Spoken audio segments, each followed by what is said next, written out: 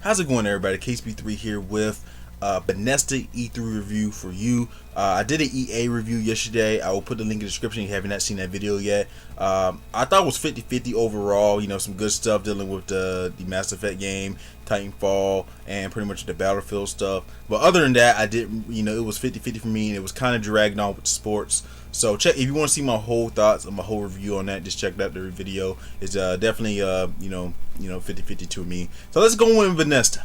How will Bethesda do impact us? Will it be the same as EA? Will it be different? What's the case? Well, I'm here to say overall the show was very solid to me personally, and definitely depending on how you see this conference and how it relates to you, everybody is going to be different for everybody. I definitely understand that. And pretty much, let's begin. So first off, we begin with a Quake, and I definitely like when they had the command line of the Quake. They had the command line of Quake loading or whatever, and it was kind of cool. The trailer was amazing, and pretty much it's definitely something like die-hard Quake fans or fans back in the day, with Doom would definitely enjoy. I'm actually interested forward to it as well. I still got to pick up Doom. It's on my backlog for the next gen consoles, but I definitely look interested in the game. I definitely can't wait for more to come. On top of that, they also revealed that Skyrim Remaster is coming to the PS4, Xbox One, and PC. I think the release date was October 28th, and my friend told me it was $60.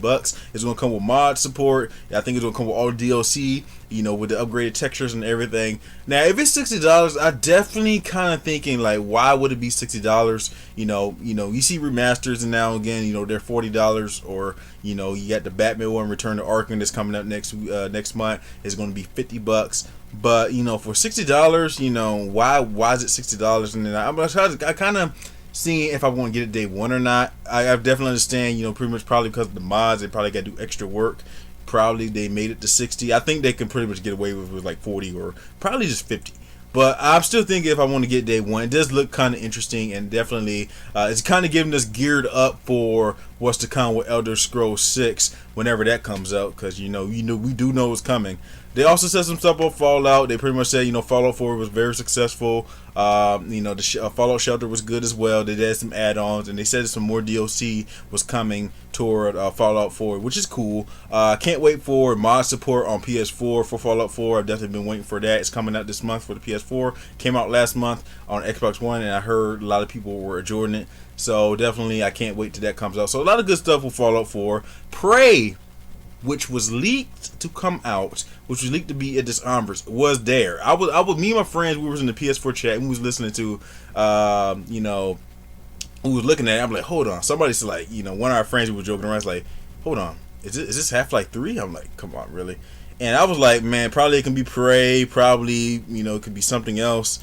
We have no idea. But then one of my friends automatically said it was Prey, and it confirmed to be Prey. I didn't know what it was. I didn't know it was like Dishonored at the time or whatever, but it was very interesting, and definitely for what I've seen, I'm kind of seeing. I want to see, what they're gonna do with Prey. They're gonna talk more about it at E3, or they still developing the game, which pretty much I'm pretty sure they are.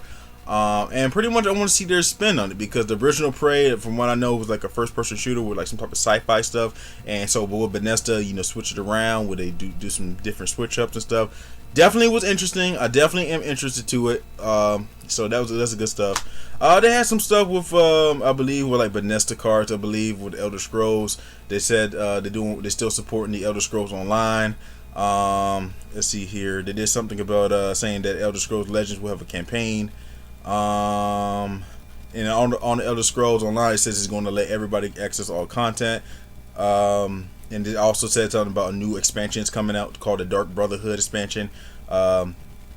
It's coming out this week. They also said Fallout 4 and Doom is coming to VR. That's actually pretty interesting as well, because I definitely did not have an interest in VR. Depending on what kind of games are going to be having, I may switch my mind. But playing Fallout 4 in VR, don't know. That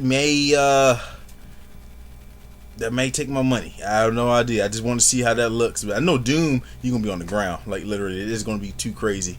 But that is really interesting. I can't wait to want to try that out myself. And so Fallout 4 I may be kind of interested in VR if it's just for Fallout 4 and some other games as well. But that is kind of interesting as well. Is that 2 games are getting supported.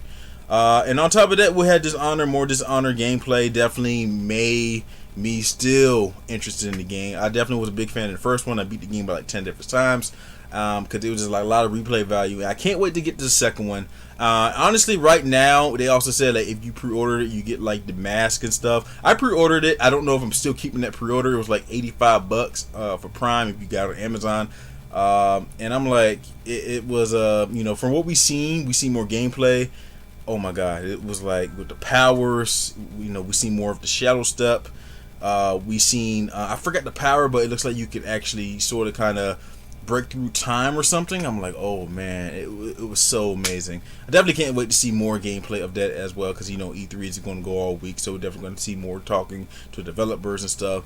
But that definitely is day one. I definitely am honored to see Dishonored 2, and definitely am honored to actually put my pre-order in, and I'll definitely want to get it. So overall, I think the whole conference was solid. I gave it like a 7.5 to an 8. Pretty much depending on who you see, because I did comment. I'm in some Facebook groups and kind of want to see what overall people think about it. Some people said it was suckish. They didn't care about Quake. They didn't care about Skyrim Remastered. They didn't care about Prey. It's kind of depending on your, everybody's gonna have their own type of feel to it. Same thing like Ubisoft. I haven't seen Ubisoft, but it's kind of towards a different audience. Now I know every game ain't going to be for them, but for what I see from supporting Bethesda over last couple of years, I definitely interested in the Prey, Quake, bringing back the old school like Doom, Skyrim Remaster. I definitely like Skyrim.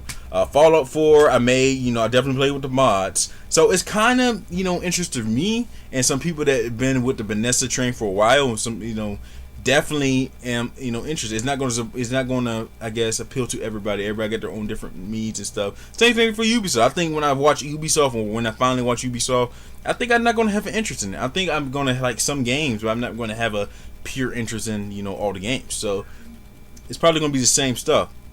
So that's about it. Like, comment, subscribe, and my chat's over here talking.